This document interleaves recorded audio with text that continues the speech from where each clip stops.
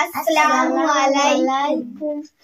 কাফন আমার আপন, কবর আমার ঘাটি, ওই কবরে যেতে হবে রইবে